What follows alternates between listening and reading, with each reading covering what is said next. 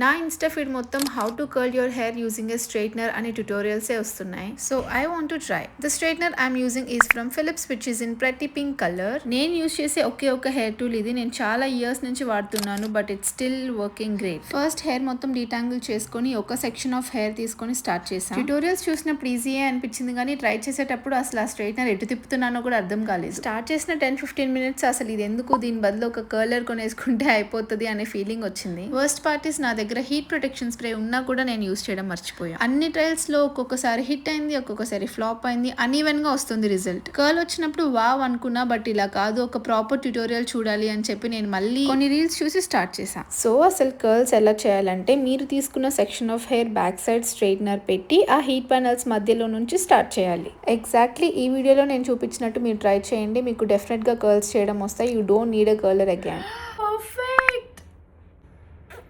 That's me so excited for curls.